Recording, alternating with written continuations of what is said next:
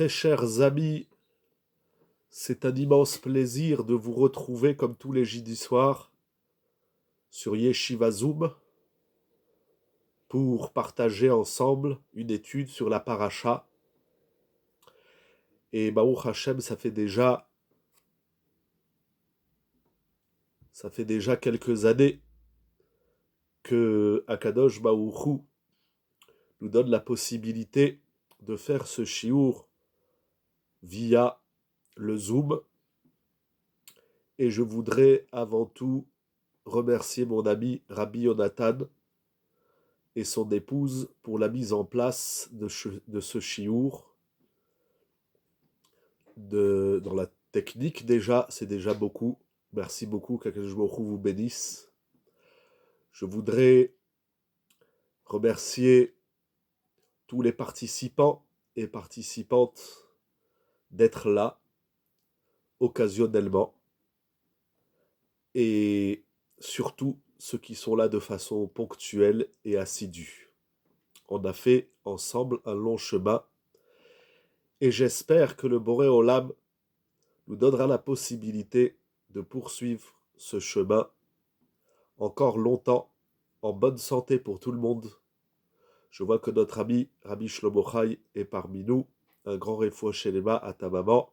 Parmi tous les malades d'Israël, Refoua Shelema à tout le monde. Avec la santé, le bonheur, la joie, la chokhma, le da'at, pour pouvoir poursuivre cette aventure qui est le sourire, comme j'aime l'appeler, le sourire de la Torah. Alors, ce soir, c'est particulier. Déjà, avec la paracha que nous allons lire et étudier cette semaine, parachat Roukat. Mais nous concernant, c'est particulier parce que c'est le dernier shiur de la saison. Et j'espère, Be'ezrat Hashem, vous retrouver après les vacances, en fin du mois d'août ou en début de mois de septembre. On verra, Be'ezrat Hashem.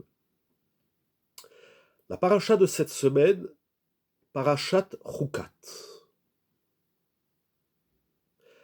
Cette paracha parle de nombreux sujets, comme toutes les parachiotes de la Torah, mais elle ouvre avec un sujet qui s'appelle Roukat.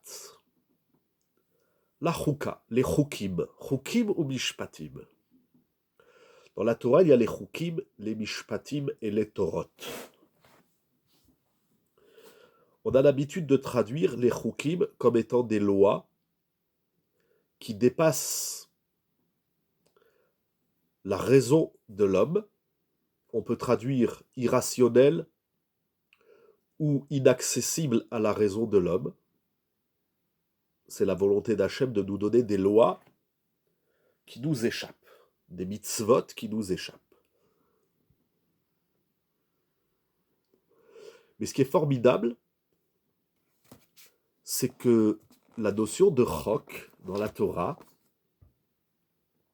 qui renferme donc les commandements dont notre cerveau a du mal à saisir, plus particulièrement, nous dit Rashi, le Satan et le Yetzer Hara monim et Israël. Le Satan, le Yetzer Hara, les Umot, les nations, s'interrogent de ces commandements qui échappent à la raison de l'homme. Cette interrogation n'est pas propre au Satan, au Yetzer Hara ou encore aux nations. Nous avons les mêmes questions et nous aussi, on ne comprend pas très bien qu'est-ce que Akadosh Baruch Hu il attend de nous à travers des commandements, des pratiques dont on ne comprend rien. Mais il y a une force dans les Choukim, une magie, j'ai envie de dire, alors que ce sont des lois, des mitzvot, dont on ne comprend absolument rien.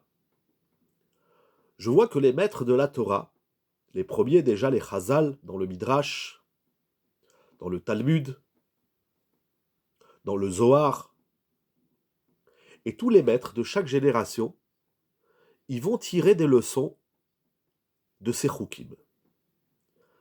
Ça, c'est la beauté et la puissance de la Torah. Même si nous ne comprenons rien, cela ne veut pas dire que nous n'avons pas de lien avec le commandement, avec la partie de la Torah qui nous échappe. En d'autres termes, on peut s'identifier avec quelque chose qu'on ne comprend pas. Et ça, c'est sublime. J'en ai écrit un article court, certes, dans le Lechadodi de cette semaine, dans notre feuillet Lechadodi. Ça veut dire que l'être humain, le juif en particulier, a la possibilité, voire le devoir, de s'identifier à travers quelque chose qui lui échappe complètement. Et ça, je trouve sublime et magnifique. C'est pas seulement de faire ce que nous ne comprenons pas, mais c'est de l'intégrer au point d'en tirer des leçons, des idées, des concepts, alors même que la chose ici, la mitzvah, nous échappe. Et ça, c'est magnifique, ça, c'est extraordinaire. C'est le premier point de la sublimation du moi. C'est-à-dire que le moi, est-ce que ça montre l'infini de l'homme? Tout à fait. J'en parle un petit peu dans le Lechadodi.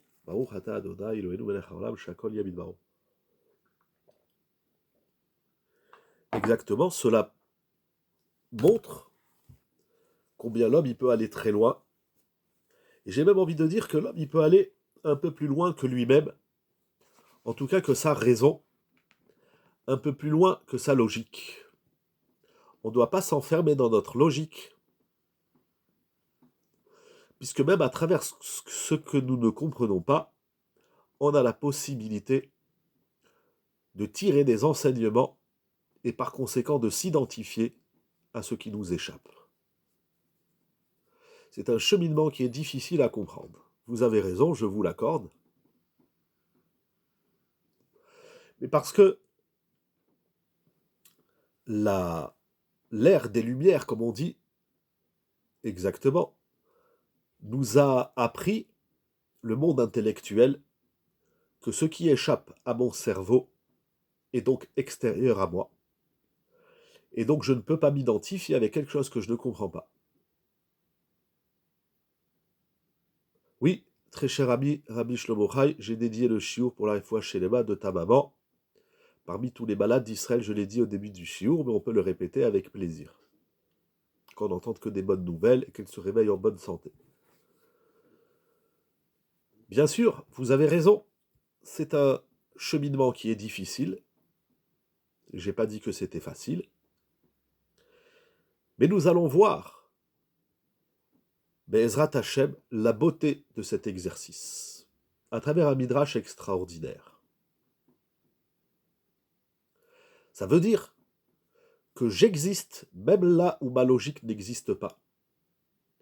Il y a en moi, et donc l'infini de l'être dépasse sa logique, et parce que je vais m'identifier, je reprends ce terme encore une énième fois, avec quelque chose qui échappe à ma logique, donc mon cerveau ne s'identifie pas à la chose, mais le moi s'identifie. C'est-à-dire, je peux m'identifier avec quelque chose qui échappe à ma logique, donc ce n'est pas l'identification de ma logique, mais c'est l'identification de mon être. C'est le premier point que je veux intégrer dans le titre du shiur de ce soir, la sublimation du moi, c'est-à-dire trouver quelque chose en moi qui dépasse ma raison. C'est ça qu'Akadosh Baruch Hu attend de nous. Nous sommes composés d'un sechel, d'un gouf et d'une neshama, l'intellect, le nefesh, chaya, yechida, neshama. L'homme est composé d'une multitude d'éléments, mais le dessein de l'être va bien au-delà de ce que sa logique, que sa raison prend, accepte, entend. Il y a quelque chose en moi qui peut accéder à ce que ma propre logique n'accède pas. Si la logique, elle a toute sa place, on a souvent parlé du da'at, chokhma, bina, da'at, bien évidemment. Et d'ailleurs, les maîtres nous enseignent, la première fois que j'ai vu cette idée, c'est dans Ravolbé. Exactement, alors justement, j'y arrive. Comment agir avec le date? Alors, on va pas refaire un chiour ce soir pour expliquer les différentes composantes du cerveau. Le sechel, chorma, bina, badat, l'ilmod ou l'amed, etc. Mais une idée bien connue, ramenée dans les Sfarim, la première fois que j'ai vu cette idée, c'est dans Ravolbé à l'Eshour. Le da'at, c'est le chibour. C'est-à-dire, la conscience, c'est pas la logique. La logique, c'est le sechel, peut-être la chorma. Le da'at, c'est le chibour. Le chibour, c'est justement ce que je traduis ce soir, l'identification. C'est-à-dire, j'arrive à me relier à une chose qui me dépasse. C'est ça le da'at. Avoir la conscience de ce que je fais, même si ce que je fais, je ne le comprends pas. Mais pas seulement la conscience de dire je suis en train de faire quelque chose que je ne comprends pas, mais c'est de dire cette chose que je ne comprends pas, je vais l'intégrer en moi-même et elle va faire partie de moi-même. Alors il faut rentrer un peu plus dans le sujet, nous allons voir tout de suite ensemble un midrash. Parce que si les chukim sont nombreux dans la Torah, il y a beaucoup de chukim, donc de ces dites lois qui dépassent la raison de l'être de l'homme, comment on les aborde, comment on les intègre et comment on s'y identifie, il y a quand même quelque chose d'assez particulier, c'est que ce n'est, j'allais dire quelque chose de pas complètement juste, alors je réfléchis, en tout cas, un des chukim de la Torah, une de ces dites lois, appelée chukim, c'est la loi de la vache rousse. Cette fameuse vache très particulière, dans sa couleur, et dans tout ce qu'elle représente. Il y a une Masechet dans le Talmud, dans la Mishnah, qui s'appelle Masechet Para. Et la Mishnah nous enseigne qu'il y a eu en tout dans l'histoire, il y aura dans l'histoire 10 fois la vache rousse. La dernière, c'est celle que nous attendons, qui sera mise en pratique par le Mashiach. Cette vache rousse, avec toutes ses lois précises dans la Torah, bien sûr, a pour fonction de purifier les impurs. Tel que la Torah déjà le dit dans les premiers versets de notre paracha.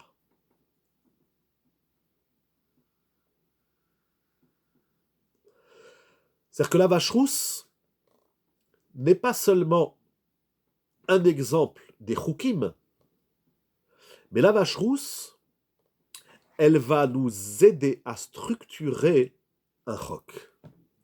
C'est-à-dire que les éléments, les mitzvot qui s'appellent des chukim, ce ne sont pas des mitzvot uniquement qui s'appellent un chok parce qu'on ne les comprend pas, mais c'est qu'à travers chaque mitzvah de la Torah qui s'appelle un chok, on a un élément de structuration du chok.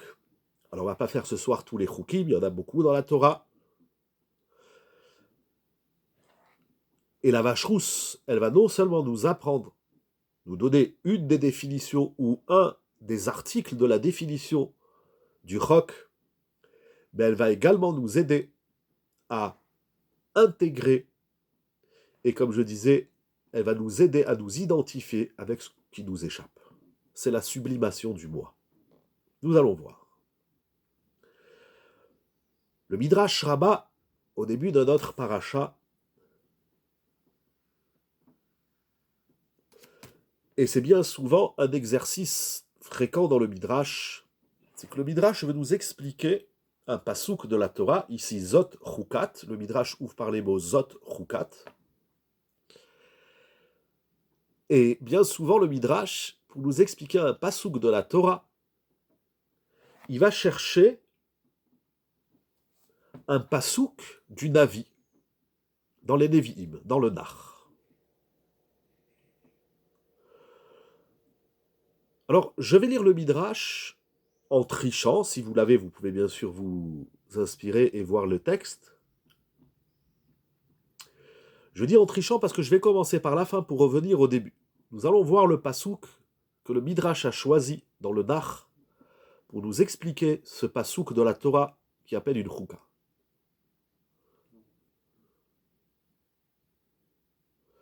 Quelle est la nécessité?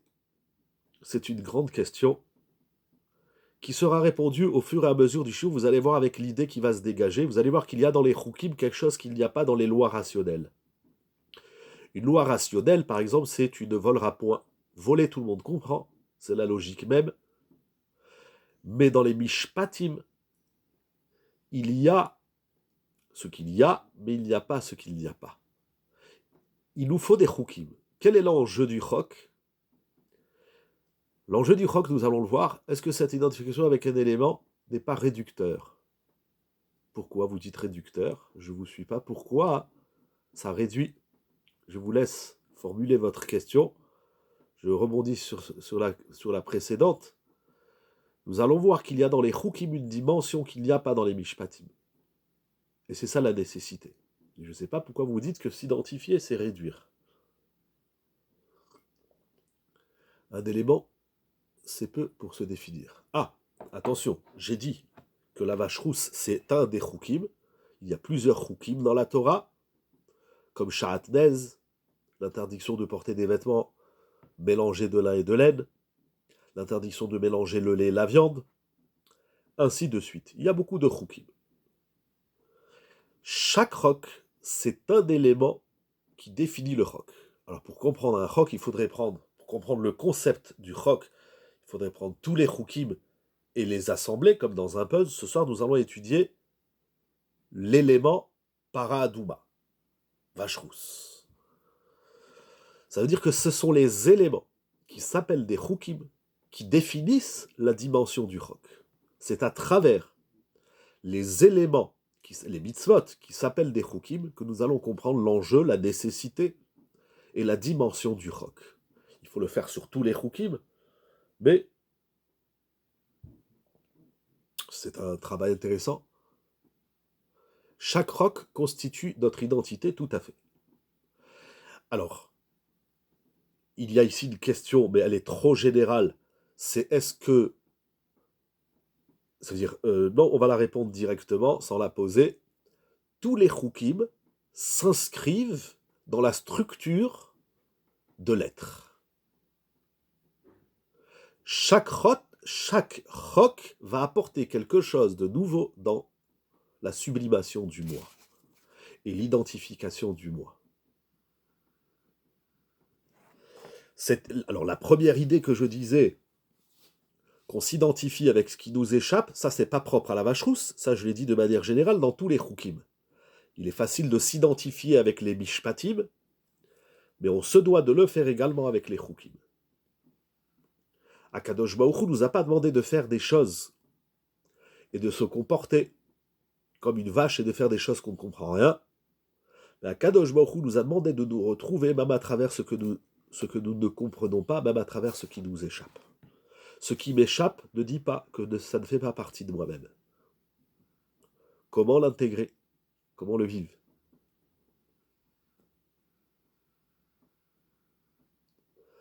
Vous pouvez dire aussi dans Korach, sont-ils inclus dans les 618? Pourquoi ne pas faire la différence? Je reviens tout de suite à votre question. Si vous voyez effectivement dans Korach, il y a Chok et Resh. Resh, c'est la tête. C'est juste. Oui, les Choukim s'inscrivent dans les 613 commandements. Je disais au début que dans les 613 commandements, on a les Choukim, les Mishpatim et les Torot, comme c'est écrit plusieurs fois dans la Torah. Bien sûr, les Choukim s'inscrivent dans les 613 commandements. Les 613 commandements de la Torah sont composés des Choukim, des Mishpatim et des Torot. C'est quoi ces trois niveaux? La Gemara en parle dans Masechet Brachot. Je crois Davav, j'ai oublié le Daf. En tout cas, au début de Masechet Brachot. C'est étudié dans le Maharal, dans beaucoup de Sfarim, le Rambam. Notamment dans le Moré Nevuchim, Veod. C'est étudié, mais les Choukim font partie des 613 commandements. J'ai donné l'exemple de l'interdiction de mélanger le lait et la viande, de mélanger le lin et la laine. Il y a encore beaucoup de Choukim. Alors le Midrash nous dit qu'il y a En vérité, dans le Chok, il y a deux questions. Il y a la question du Yetzer Hara et des Goïm, des Umot, des nations. Et il y a la question du Ham Israël, des Juifs, de la Torah. La question du Yetzer Hara et des nations et des Umot, comme dit Rashi, premier Rashi de la paracha, eux, leur question, c'est de dire pourquoi tu fais quelque chose que tu ne comprends pas. Ça, c'est la question du Yetzer Hara. Incroyable. Moi, j'ai cette question. Je pense que vous l'avez aussi. Tout le monde a cette question. Pourquoi Kadosh Baruch Hu m'a demandé de faire quelque chose que je ne comprends pas? Pourquoi je ne peux pas mélanger le lait et la viande? C'est la question. Ça, c'est la question du Yetzer Hara. Ça, c'est la question des Goïm. Le Yetzer Hara et les Goïm, ils vivent dans un monde qui s'appelle celui de la logique. À partir du moment où il n'y a plus de logique, alors on n'a pas à faire les choses. Un juif, il ne se pose pas cette question. Ça, c'est le Yetzer Hara et le Goï qui est en toi qui se pose cette question. Le juif, le Chacham de la Torah, en plus, alors justement, les Goïm et le Yetzer Hara disent, puisque c'est illogique, ça ne peut pas te construire. Tu peux pas sublimer dans quelque chose qui t'échappe. Ça, c'est la question du Yetzer Hara et des Goïm. Même si nous l'avons, mais c'est la partie Yetzer Hara et Goyout qui est en nous qui se pose cette question. Les Chachamim de la Torah, le juif, par conséquent, il se pose une autre question. Quelle est cette autre question? Il nous dit le Midrash. La vache rousse, elle a pour exercice, comme nous avons dit, de purifier les impurs. Alors, on ne va pas ce soir parler de pureté et impureté, c'est un grand sujet dans la Torah, prenons-le comme un acquis. C'est-à-dire qu'une personne qui est au contact d'un mort, elle devient impure, tamée. Et il faut passer par tout l'exercice de la vache rousse, tel qu'il est décrit dans la Torah, et dans la Mishnah, et dans Chazal, pour sortir de cette impureté. Ok, ça c'est le chok. Comment une vache rousse, elle peut rendre impure une personne impure? Ça, on ne comprend pas. Mais ne pas comprendre, c'est pas encore une question d'un rabbin, d'un chacham de la Torah. De dire j'ai pas compris, j'ai une question, ça c'est le Yetzer Hara et les Umot. Les chachamim de la Torah, ils se posent une autre question. Et ils disent que la vache rousse purifie l'impur, ça personne n'a compris. Mais que cette même vache rousse qui purifie l'impur, elle va en même temps rendre impur celui qui est pur. Ça veut dire que tous ceux qui sont dans l'exercice de la vache rousse pour purifier l'impur, donc on est dans un contexte de purification, puisque nous sommes en train de purifier une personne impure, eh bien il se trouve qu'au final que l'impur est devenu pur, et que le pur est devenu impur. Et ça, les chachamim de la Torah, ils ont du mal. Ça, c'est une question des chachamim de la Torah. Ça, les goïm et le Yetzer Hara, eux, ils ont une question plus primaire, plus basique. Comment une vache rousse, elle peut rendre pur un impur? La question du degré supérieur, une petite seconde, Mechila, je vais vous demander de renvoyer la question dans quelques secondes. La question du niveau supérieur, c'est pas seulement de dire comment une vache rousse, elle rend pur un être humain qui est impur. On pourrait même dire comment un animal, il va purifier un être humain. On a déjà cette idée dans les corbanotes. La capara, l'expiation de l'être humain, elle passe par l'animal. Mais bon, je ferme la parenthèse. Mais que le même élément, il soit celui de rendre pur l'impur et de rendre impur le pur, ça, c'est la vraie question. Et c'est dans cette vraie question qu'on va trouver l'identification de l'être et la sublimation du moi. Si vous voulez bien renvoyer votre question, Madame Bocara, avec plaisir. Ce n'est pas nouveau, car on dit la même chose avec Nagouf, les Mitzraïm, Vera pour l'Israël. Mais il y a quand même une différence. pour répondre très vite à votre question, il y a quand même une différence fondamentale. C'est que là-bas, on parle de deux êtres. Ça veut dire, les plaies de l'Égypte sont un coup avec un P et aussi un T contre l'Égypte, Nagouf, et c'est rapo, c'est-à-dire en hébreu rapo, c'est un remède pour Israël. Que ce qui est une claque pour les nations soit un remède pour Israël, c'est pas très gênant. C'est comme si vous me dites un médicament, il guérit les malades, mais il rend malade les gens sains. C'est-à-dire que celui qui n'est pas malade, qui prend le médicament, il va mourir. Nagof le Mitzrayim verra pour les Israël, c'est parce qu'on parle de deux êtres, de deux niveaux, de deux qualités, de deux types différents. Alors le même élément, il peut faire du bien à l'un et faire du mal à l'autre. Ici, vous avez raison, c'est le même schéma, parce qu'on a le Tahor et le Tamé, mais on a deux Israël. Et comment le même élément qui s'appelle l'élément purificateur, il peut être l'élément qui rend impur. Il peut être l'élément de l'impureté.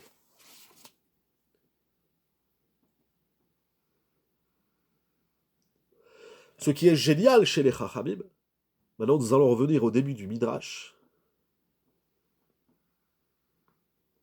c'est comment ils vont appeler ce phénomène. Et ils ont trouvé un pasouk qui se trouve dans Iyov au chapitre 14, verset 4.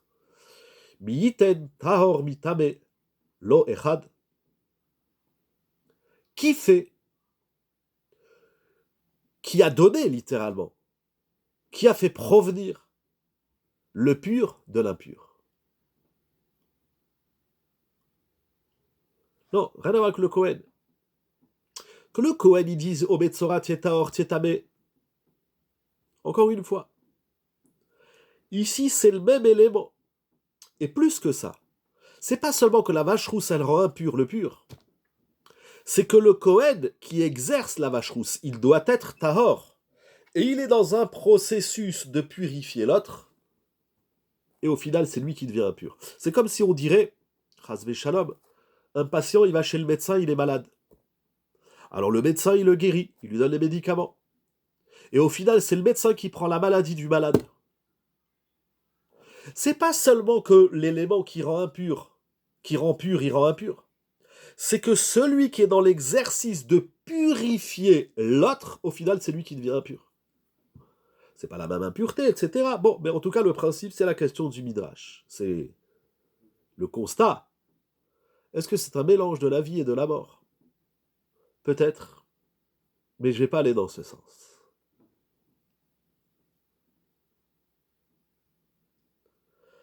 Je revois le Midrash parce que le Midrash il est long, mais on va pas le lire. C'est intéressant, vous avez parlé de la Tsarat. Le Midrash il va parler de Baéret, de la Tsarat. Bon, il parle pas du Kohen, c'est pas tout à fait la même chose, mais. Biten Tahor Mitame Lo Echad. Qui a fait que le Tahor, le pur, provient de l'impur?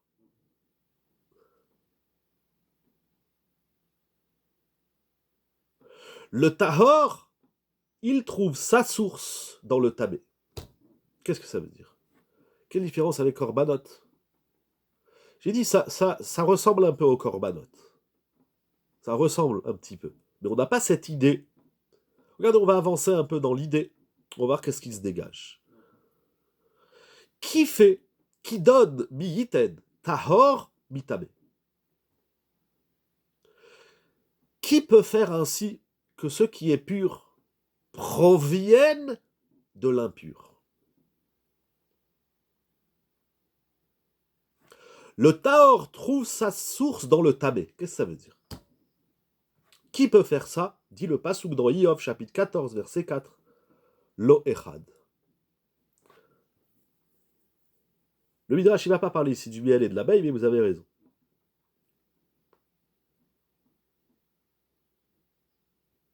Bien que le miel et l'abeille, c'est différent, parce que c'est pas l'abeille qui fait le miel. Parce qu'il lui faut la... Qu'on appelle ça, j'ai oublié, de la fleur, là. Il lui faut la... Pas le nectar. J'ai oublié.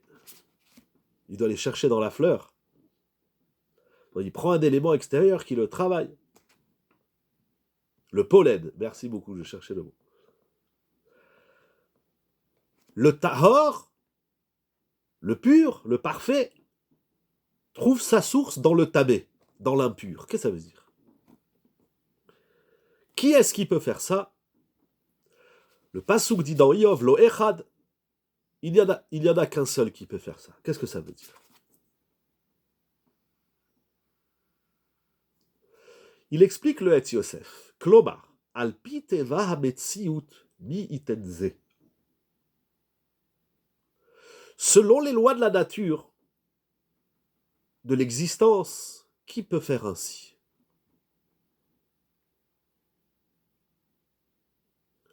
C'est-à-dire que dans ce phénomène du roc, il y a quelque chose qui ne répond pas au teva de la metsiout, à la nature de l'existence.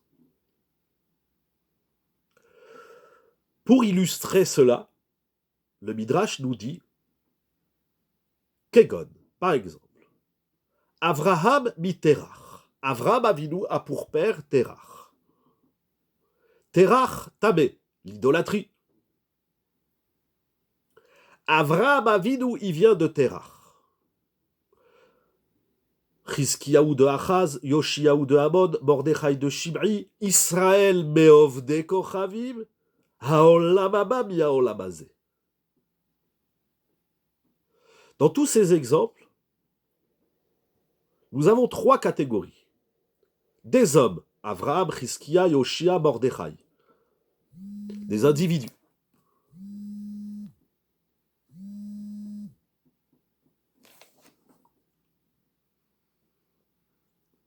Des fois, ça coupe parce que j'ai des appels, mais bon, j'ai coupé l'appel. Nous avons des individus, Avraham, Chizkiya, Yoshia et Mordechai. Nous avons des hommes, Tabé, et de la Touma de cet homme, il va sortir un autre homme, Tahor. Comment est-ce possible? Ça répond pas au Teva Hametziut, nous dit le Het Yosef. Ça ne répond pas à la nature de l'existence. Un pommier ne donne pas des oranges. Si tu veux des oranges, tu dois planter un oranger. Mais si tu plantes un pommier, tu n'auras pas des tomates. Or, chez les hommes, c'est pas comme ça. Un rachat qui plante un rachat, il peut pousser un tzaddik. Bien sûr que le concept de tchouva, il est hors naturel. Et si on de nous rappeler le Maharal dans Netiva Tchouva, le Midrash, la Gemara qui dit que la tchouva, elle a été créée avant le monde. Bien sûr que la tchouva, c'est les Ma'ala Midateva.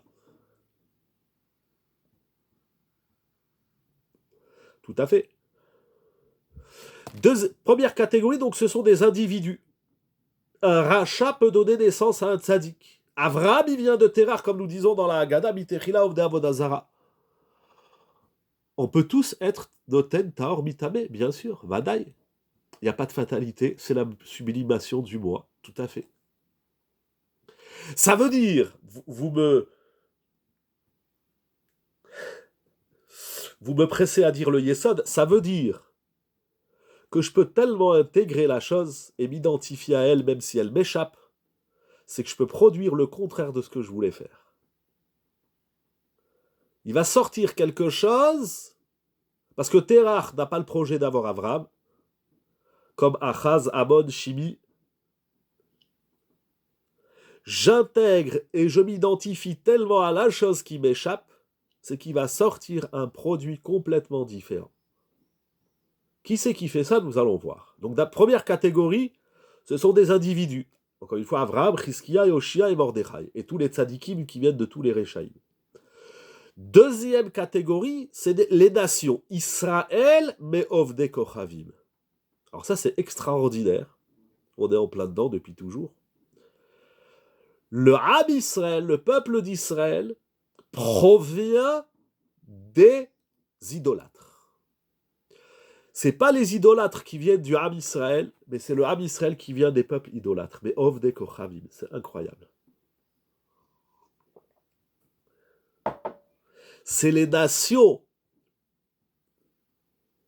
Voilà. Tahor mitame. Israël me'ovde kohavim. C'est plus que goy mikerev goy. Goy et goy. Il y a le goy qui produit un autre goy. C'est Israël me'ovde kohavim. Ils ne se rendent pas compte, les goyim, les nations, les idolâtres, que tout ce qu'ils font contre le Ham Israël ne fait que participer à la structuration et à l'existence du peuple d'Israël, de sa terre, de sa Torah. Comme c'est écrit au début de Masechet Avodah Zarah. Mais ils ne le savent pas. Eux, ils pensent que tout ce qu'ils font, c'est pour éliminer le Ham Israël, c'est leur kavana, c'est leur projet. Mais ils ne savent pas, et ils ne peuvent pas savoir, c'est notre secret, que tout ce qu'ils font ne fait que dessiner et structurer le Ham Israël.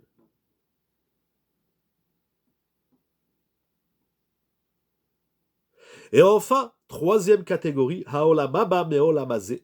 Le Olamaba, le monde à venir avec tout ce que ça représente, il est dessiné à travers le Olamazé. C'est le Olamazé qui produit le Olamaba. C'est incroyable.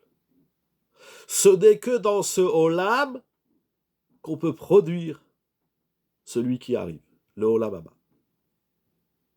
Le Olamaba n'est pas le monde qui vient après le Olamazé, mais le Olamaba est le monde qui provient depuis le Olamazé. Miten taor mitame. Qui fait que ça peut se produire ainsi en déjouant les lois de Teva Metziut, de la nature de l'existence. Dit le Midrash, Lo Echad, Miyasaken, qui agit ainsi? Mitzivaken, qui a ordonné ainsi? Migazarken, qui a décrété ainsi? Et nous dit le Midrash, Lo Yechido Shel Olam, n'est-ce pas que c'est Yechido Shel Olam? Et il y a ici quelque chose d'extraordinaire. Le Midrash ne nous dit pas c'est Dieu, c'est Akadosh Baruch Hu. Mais ici, Akadosh Baruch Hu, il s'appelle Echad. Shema Yisrael Adonai Eloheinu Adonai Echad. Ça veut dire quoi Echad? Yechido Shel Olam. C'est quoi Yechido Shel Olam? C'est le pouvoir de produire le Tahor du Tabé. Et ça s'appelle Yachid. Ça s'appelle Echad. En d'autres termes, pour reprendre les termes du Pirouch Habaharzu sur le Midrash, si je ne me trompe pas, l'auteur du Baharzu, il s'appelait Rabbi Ze'ev Wolf. Exact, voilà, c'est ça, Rabbi Ze'ev Wolf, un commentateur du Midrash. Et regardez dans les mots, comment il formule. Mi asa she'aor yotse mitoch achosher. Qui a fait de tel que la lumière provient de l'obscurité?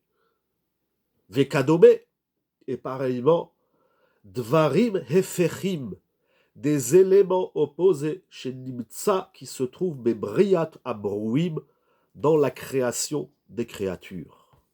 Yechido shel olam. La Metsiout première et le Tabé, c'est juste, j'allais pas parler de ça, c'est juste comme Rabbi Neurav. Mais nous allons y arriver, si vous me permettez. Qui a fait que les éléments opposés se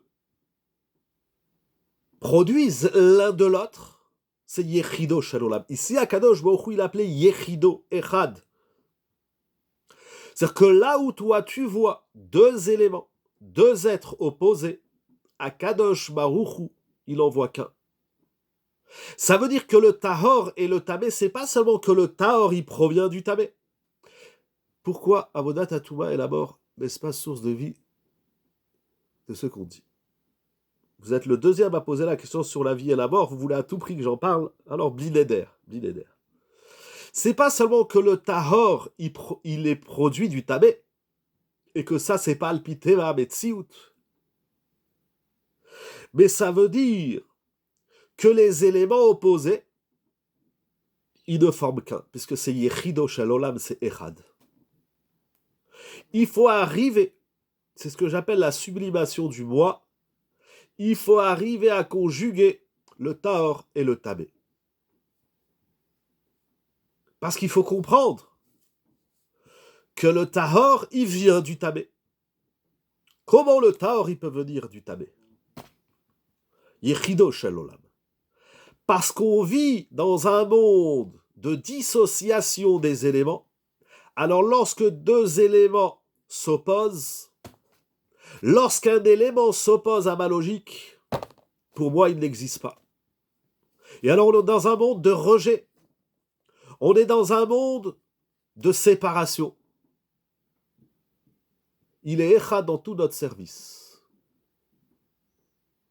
Donc il va falloir le ramener à soi. Nous allons y arriver. On est dans un monde où si la chose, elle rentre pas dans mon cerveau, je le rejette. On n'est plus dans le Echad. On n'est plus dans le Yechido Shel Olam. Et donc, on tombe dans la Avodah Zara. Parce qu'on dit il y a moi et l'autre. Et à partir du moment où tu dis il y a moi et l'autre, c'est Elohim Acherim. Si j'arrive pas à m'identifier avec quelque chose qui s'oppose à moi, c'est que dans moi, je vois que le tahor ou que le tamé. Il nous manque encore un élément de réflexion dans ça que nous allons voir.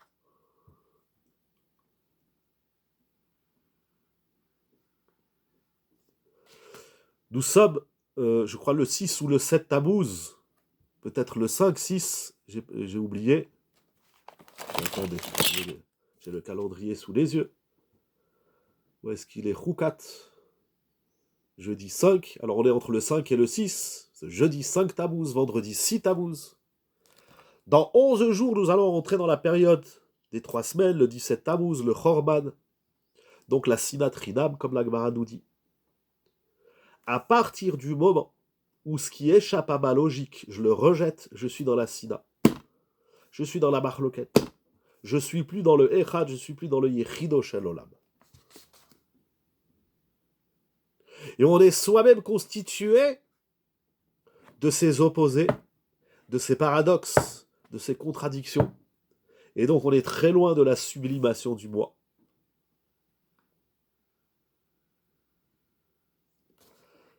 Comment faire? C'est quoi l'exercice concret dans tout ça?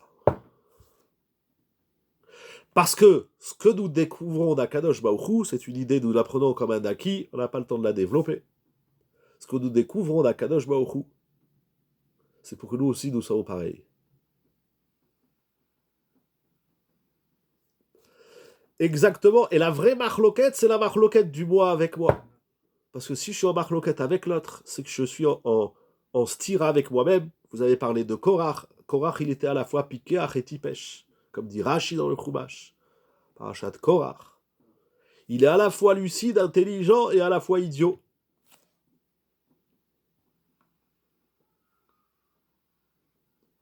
Comment faire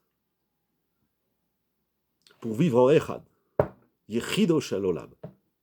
C'est pas seulement que Akadosh Baruch Hu, il a fait deux éléments, le Ra et le Tov, le Tahor et le Tamé. Il a dit le Tahor, il va pousser depuis le Tamé. C'est incroyable, c'est divin. Ça, il n'y a que Israël qui peut admettre ça, qui peut comprendre ça, qui peut étudier ça, qui peut vivre ça. Le Satan et les Umot Haolam ne peuvent pas. Ils sont dans les Elohim Acherim. Pour eux, il y a des Acherim. Pour nous, les Acherim, ils n'existent pas. On est dans un monde où il n'y a pas un autre. On est dans un monde où les Acherim, ils n'existent pas.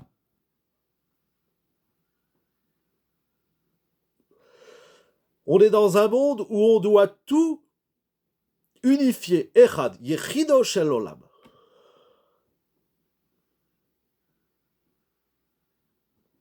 Sinon, on est dans la Machloket, dans la Sinat Rinam, dans le Chorban, dans le Piroud, etc., etc., tous ces synonymes. Comment on fait?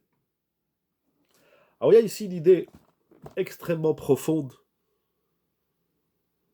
du Chidouché Harim.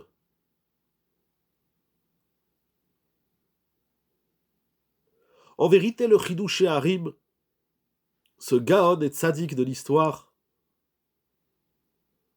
il soulève une question.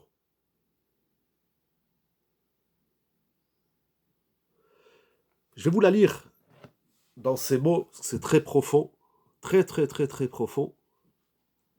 J'aime pas le mot difficile. Qui en, il ramène le midrash, qui en shum davar hove, rak mihavayut Hashem idbarach, hameave kol hove tamid bechol rega verega. Akadosh Baruch Hu, le nom qui le définit, on ne définit pas Akadosh Baruch Hu, mais qui se rapproche le plus d'Akadosh Baruch Hu, comme dit le Rambam, c'est Havaya, Yudke Vavke, que nous ne prononçons pas. Assourd de prononcer le nom d'Hachem. Parce qu'on n'a pas la dimension.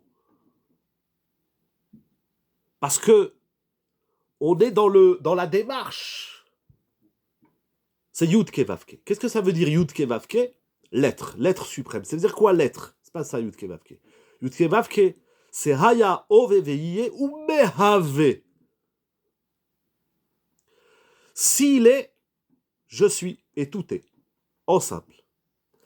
Il n'y a aucune chose dans ce monde qui peut exister si ce n'est qu'à travers l'existence de Dieu qui fait tout exister à chaque instant.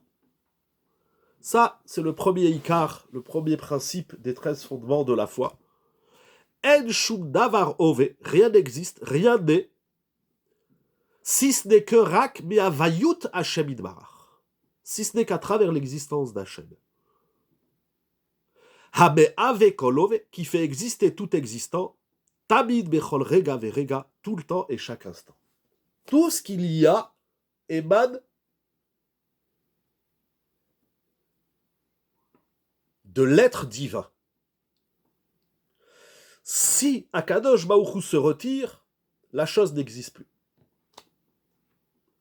Veimiken, demande le Chidush Harim. Ech yesh tum'a ba'olam me'achar shehu neged retzono. Alors, quelle est la place de l'impureté dans le monde? Exactement, c'est ça la question. C'est ça la question, tout à fait, Chazak. Comment peut-il y avoir dans le monde de l'impureté, puisque l'impureté s'oppose à la volonté divine?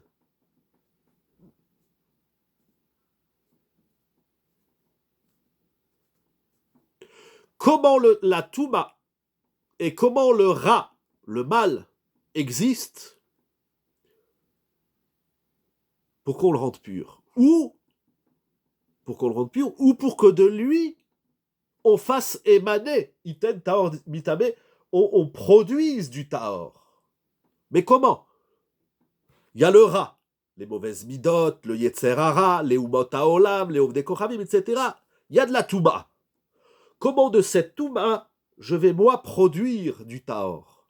Mais pour savoir comment je vais produire du Taor depuis la Touma, il faut que je comprenne quel est le sens de l'existence et l'existence même simple de cette Touma. Comment elle existe?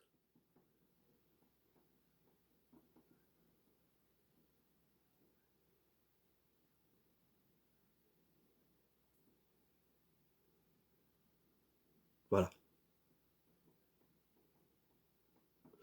Il faut comprendre, je vais le dire dans mes mots, la suite des mots sont un peu difficiles, il faut comprendre. Il y a 3 textes sur ça du Chidush Harim, mais voilà l'idée que j'en retiens succinctement.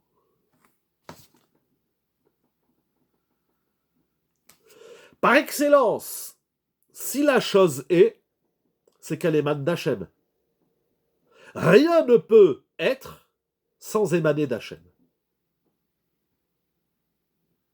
C'est une évidence qui est longuement expliquée dans de nombreux ouvrages de la Torah, notamment les premiers psukim, Bereshit, Bara et Elohim. Celui qui pense qu'une chose, elle peut être indépendamment de Dieu, au-delà du fait qu'il soit un hérétique, au-delà du fait qu'il soit un athée, au-delà du fait qu'il soit un idolâtre, il est tout simplement un idiot. Est-ce qu'il existe une souffrance de la Havayout? Ouh là là. Je n'ai pas compris votre question, cher ami. Existe-t-il une souffrance de la Havayout? Je n'ai pas compris votre question. Je disais qu'au-delà du fait, je vous laisse la reformuler, au-delà du fait qu'il y a ici de l'athéisme, du reniement d'Hachem, il y a surtout de la sottise monumentale, manque de séchel. Ah, alors comment Akadosh Baruch Hu, il a créé quelque chose qui va à l'encontre de sa propre volonté? Akadosh Baruch Hu, il est Taor, Akadosh Baruch Hu, Hachem est Kadosh. Sa volonté, c'est de nous montrer qu'on est capable de prendre quelque chose de tamé, c'est-à-dire que le Ra, je reviens sur l'idée, serait une traduction d'une souffrance de la Vayout, par exemple, plus de Beth Amikdash. Ah. On va dire comme ça. C'est à peu près comment Hachem est Echad avec ses Touba. Je reviens à votre question, je finis avec la précédente. J'allais à peu près dans cette idée.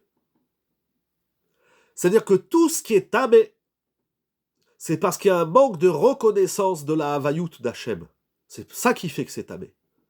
Si j'arrive à voir, à être mevarer, c'est le mot qui va dire birour, il faut faire un exercice de birour. Birour, ça il faut se dire là-dedans, pour que ça existe, il y a un point, un infime point de Havayout. Sinon, ça ne peut pas exister. Et il faut avoir la lucidité, le date, de prendre cette... La Touba est à l'heure. Oui, la Touba, c'est du Dimayod, bien sûr. Badaï, c'est sûr que c'est à l'heure. Il y a... Alors, vous avez parlé de la vie et de la mort. Vous savez que la mort, le problème de la mort, c'est qu'elle est vécue que par les vivants et qu'elle est interprétée que par les vivants. Mais il y a beaucoup de Dimayod dans la mort. Beaucoup de... Dimayod, ça veut dire d'imagination. Les scientifiques n'ont même pas commencé leur recherche sur la mort. Dans la Torah, il y a Triat Ametim. Bien sûr que c'est à l'heure. Ça veut dire il faut trouver à l'intérieur de la Touma ce point de pureté. C'est le birour. Il appelle ça des birourzés. Et lorsque j'arrive à trouver ce point, eh ben, je peux en produire quelque chose de complètement taor. Alors c'est ce qui s'est passé. On ne va pas le refaire sur tous les exemples. Avraham, Chizkia, tous les exemples du Midrash. Parce que non seulement que c'est paradoxal,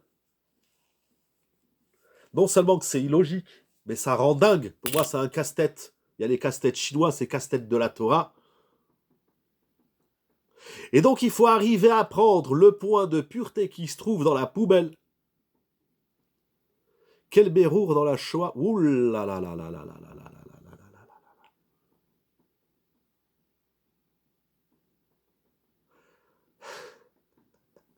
Quel birour dans la Shoah et dans les... Alors, je vais juste vous ramener un texte pour terminer que je lisais cet après-midi. Si je le retrouve... Attendez, on va le retrouver. Mais alors, pourquoi la vache rousse rend impur celui qui purifie? Pour voir le chiffre de l'année dernière, je crois que c'était l'année dernière, on a parlé de ça. Je vais vous lire un texte. Voilà, extraordinaire. Alors, en quoi extraire du tam et du taor nous construit? Extraire le taor du tam... Alors, il y a beaucoup de questions, Rachel. Je vous remercie vraiment de tout cœur.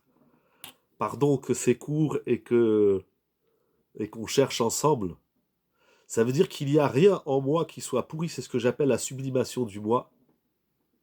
Olam Baruch, c'est la construction de l'être. C'est la construction de l'être. Ça veut dire que même dans ce qu'il y a de pourri en moi, de Ra, comme le Yetzer Hara, les Umot HaOlam, Terach, Achaz, voilà la birourisation.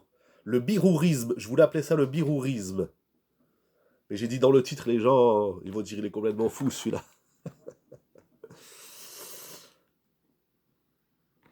Olamazé, mais Olamaba, mais Olamazé, vous vous rendez compte? Dans ce monde qui est le monde du mensonge, le monde de la matière, le monde des ta'avot, le monde de tout ce qu'on veut pas, c'est là qu'on peut trouver le meilleur. C'est comme, le Midrash dit par ailleurs, c'est comme une perle, une pierre précieuse. Il faut fouiller dans le sable et dans la terre et dans le pourri pour trouver le meilleur. Mais Ashpot Yari Mevion, il a dit David Ameller. Ça me construit. Parce que si je pense que je peux me construire qu'à travers ce qui est pur en moi, je suis en train de dire que ce qui est impur en moi, le Yetzer Hara, etc., c'est quelque chose qui me dérange. Et là, je suis en marloquette avec moi-même. Mais si je me dis c'est dans le Ra, c'est dans le Rocher, c'est dans l'obscurité, que va naître la lumière, Yotzer Umoe Rocher, alors je suis Chido Shel Olam, je suis dans la lignée, je suis dans le cheminement de Yechido Shel Olam. Est-ce que je peux donner un exemple? Absolument pas. Oui, j'ai un très bel exemple. Ce que vous me chauffez, c'est le couple. Alpi Metziut Ateva. D'ailleurs, Avraham aussi, c'est Yachid Beolamo. Je me rappelle pas comment c'est dit chez Avraham. Je me rappelle pas si... Non, c'est écrit que Adam Arishon, il lui faut le couple pour pas qu'il pense qu'il est Yechido Shalom. Chez Avraham, je me rappelle pas. C'est possible, je me rappelle pas. Bien sûr, j'ai un exemple exceptionnel, c'est le couple. Parce que Alpi Metziut, Alpi Teva Metziut, l'homme et la femme, ils ont rien à faire ensemble. Pour la fournaise, Hachem a dit que le Yachid va sauver le Yachid. Vous avez raison. Alors c'était pas... Alors, un ange, quel ange? C'est quoi les anges? Ça sera encore une autre histoire. Bien sûr que j'ai un exemple. Le couple, Alpi Teva. Excusez-moi, juste c'est que Hachem, il a appelé Avram qu'il était aussi Yachid. Oui, oui. C'est pour ça qu'il a dit je vais aller le sauver, mais on retrouve cette notion. Chez Avraham, exact. Exact. Et vous me rappelez, parce que vous parlez d'Avraham, c'est le Midrash, il commence par Avraham. Lorsque Akadosh Baruch Hu, il a dit à Avraham Avinu, tu vas faire la Akedat Yitzhak, il a dit ton fils, il a dit lequel? Il a dit Yechidra, ton unique. Il dit mais les deux, ils sont uniques. Ishmaël, il est Yachid. C'est Yachid Leimo, c'est Yachid Leimo. C'est encore une autre notion, Yachid Leimo, mais on retrouve aussi dans la Akedat Yitzhak, Yechidra. Et Avraham, il a dit Yitzhak et Ishmaël, les deux, ils sont Yachid. Exact.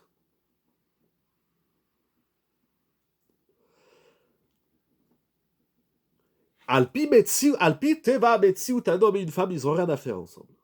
Alpi Teva Metziut, selon l'existence, selon la nature de l'existence. Et pour reprendre également, ça c'est les mots du Yetz Yosef et les mots du Rav Zeev Wolf du Maharzou, l'homme et la femme sont Dvarim et Frim, c'est comme Or Vechocher.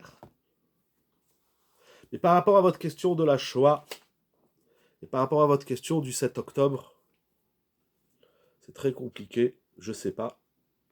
Je suis rien pour expliquer tout ça, mais je voudrais juste vous lire une phrase que je lisais cet après-midi.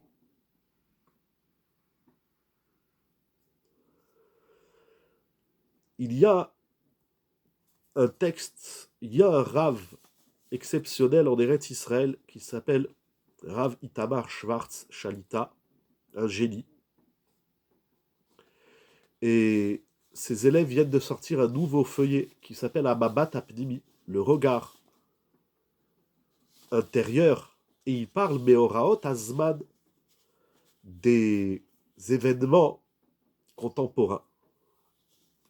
Il parle de la guerre.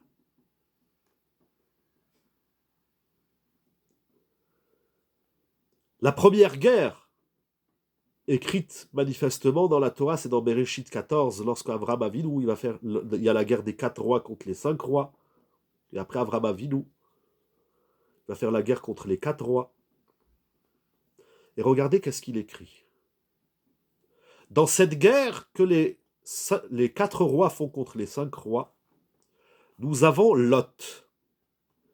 Lot, le cousin d'Avraham, il est pris en captivité. Le premier otage de la Torah, c'est Lot. Et il va être sauvé par Avraham Avinu, Yechido Shel Olam, Yachid, Echad, Taor, Mitame. Et regardez ce qu'il écrit. Je vais vous le lire en hébreu, je crois que vous comprenez l'hébreu.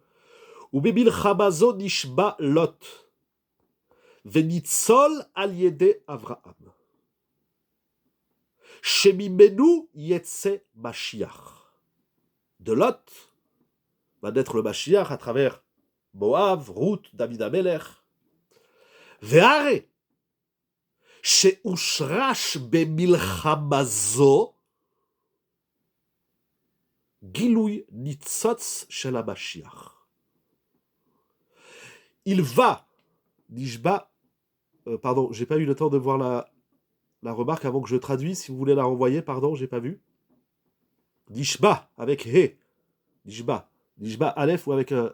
Non, ni Aïd, ni Aleph, mais He. Shavouy. Nishba. Comme Pidyon Shvouyim. Il a été pris en captivité. Et ça veut dire que donc, c'est à l'intérieur, avec plaisir, ça veut dire que c'est à l'intérieur de cette guerre que va se germer la première racine du dévoilement de l'étincelle du Mashiach. Et il dit le Rav, ou Be'obek. Alors là, vous avez ramené le 2, mais je lis le 1. Je sais, j'ai pas vu si vous avez envoyé le 1, mais vous pouvez envoyer aussi le 1. De toute façon, celui qui veut, je peux lui envoyer aussi, c'est en hébreu. Ou Be'obek. Et dans la profondeur. Shoresh kol hamilchama, la racine de toute guerre. Aya al oro shel Mashiach, shaya ganuz sham bisdom. Chaque guerre, c'est une guerre contre le Mashiach. Et la guerre contre le Mashiach, c'est la guerre que les nations mènent, chas shalom, klapé shmaya vis-à-vis de Yechido Shalolam.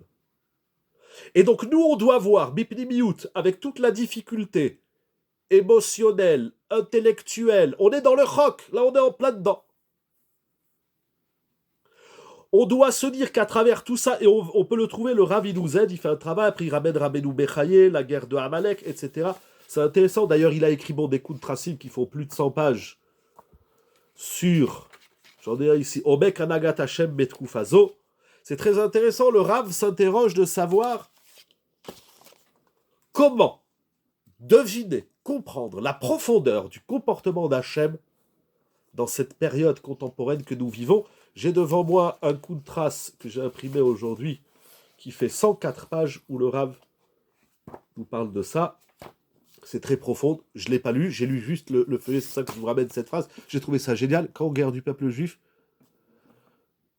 Voilà, vous avez ramené le 1. Pardon, j'ai pas vu votre question. Quand la guerre du peuple juif. Mais je vais vous dire, cher ami, quelque chose d'extrêmement grave. Quand les guerres du peuple juif seront définitivement déterminées, les guerres du peuple juif seront définitivement déterminées. Le quand, on ne le sait pas, on l'ignore. Mais ce qui est clair, c'est que pour que ces guerres soient terminées, il faut que le Ham Israël, il vive le roc, il transcende le roc. Il s'identifie à ce qu'il ne comprend pas, et qu'il se dise que c'est à l'intérieur, lorsqu'on aura intégré ce midrash, lorsqu'on aura intégré cette idée de Yechido Shel Olam, que Akadosh Baruch Hu, il est Echad, et que rien au monde, ni Terach, Achaz, Amon, Shimi, Ovdei Kochavim et Olam Hazé, ne s'oppose au Yechido Shel Olam. Et je vais vous dire, très cher ami, quelque chose d'extrêmement grave. Je ne veux pas ouvrir le débat parce que j'y comprends rien. Mais toutes ces guerres qui sont dramatiques, bien évidemment,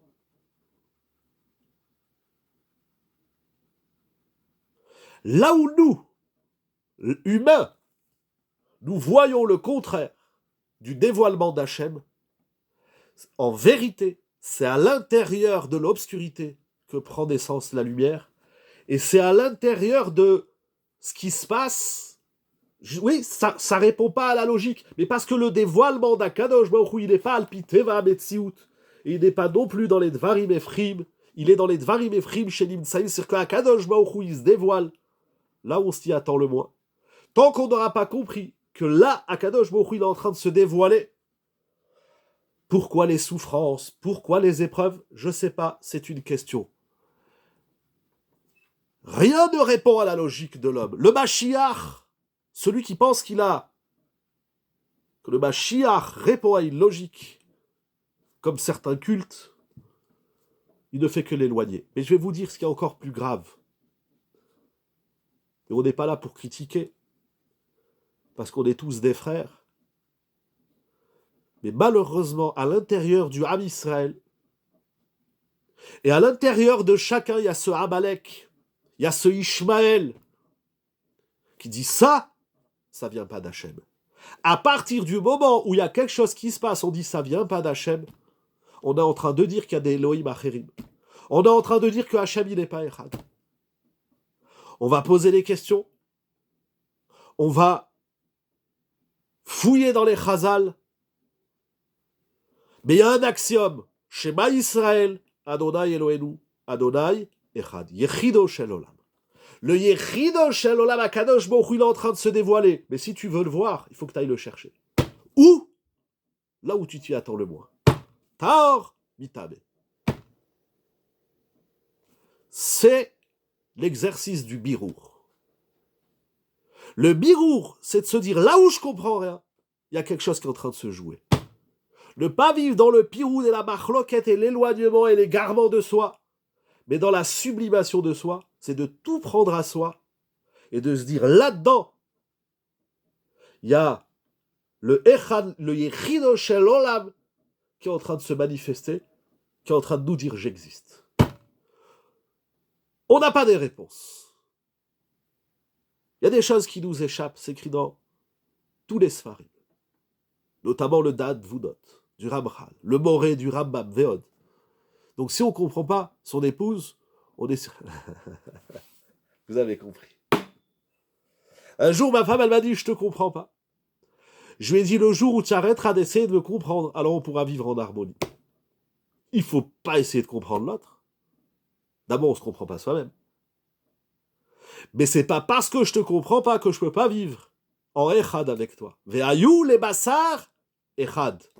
Echad, c'est lo alpi teva metziut. Le Echad n'existe pas dans les lois de la nature de l'existence. Le Echad, c'est de prendre deux opposés. Et comment moi, homme masculin, je vais naître à travers le féminin de ma femme, et comment elle, féminin, va naître, éclore à travers le masculin de son mari, ça me dépasse. Mais c'est dans la sublimation de l'être qu'on devient soi. C'est lorsqu'on intègre tout. Vous savez, dans les mots d'aujourd'hui, il y a un gros mot qui s'appelle la tolérance. Vous connaissez ce gros mot? Voilà. La sublimation de moi, du moi, c'est de prendre ce qui m'échappe le plus et de me dire là, il y a un défi. Et là, je vais découvrir une partie de moi alors que la chose, elle est opposée à moi. Voilà, mon ami Rabotai, c'est comme ça que je voulais finir avec vous cette saison. J'espère que je vous ai pas rendu dingue. Vous pouvez lire le Midrash, les commentaires, le Het Yosef, le Marzou, le Chidouché Harim. Un grand merci, encore une fois, je réitère mes remerciements. Je ne serai jamais suffisamment reconnaissant envers Rabbi Onatan et son épouse pour le travail que vous faites. Qu'Akadosh Baruch Hu vous comble de bonheur, de brachot dans tous les domaines de la vie. Un grand merci à vous, mesdames, messieurs, très chers amis qui nous ont suivis toute l'année ou occasionnellement. Merci à ceux qui nous suivent sur YouTube ou sur www.sejnis.com. Un très grand merci au Boré Olam, Yechido Shel Olam. Merci à Kadosh Baruch Hu de nous avoir donné une Torah qui nous échappe, où on ne comprend rien, mais on s'y retrouve. Qu'Akadosh Baruch Hu envoie des cascades de brachot à tout le Ham Israël, la réfoua shelema de tous les malades, la Géoula de tout le monde. Voilà, ce merveilleux groupe d'études, comme vous dites, composé de tous ces personnages différents et opposés. C'est moi, du fond du cœur, je vous remercie. Vraiment. Qu'Akadosh Baruch Hu vous envoie des cascades de brachot dans tous les domaines de la vie, que vous ne manquiez jamais de rien. Ni dans la gashmiout, ni dans la rouchaniout.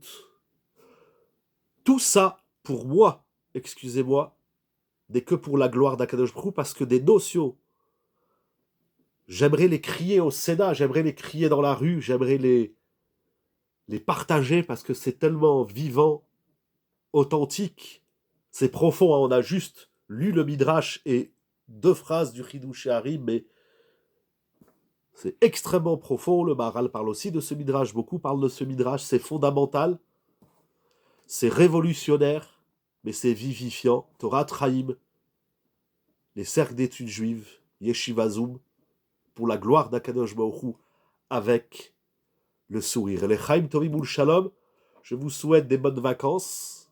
Je vous dis à très bientôt, Be'ezrat Hashem. Les messages seront envoyés lorsque nous reprendrons, Be'ezrat Hashem, si vous voulez continuer à étudier avec moi. Mais si vous trouvez autre chose, l'abri de l'essentiel, c'est de découvrir Yechido Shel Olam.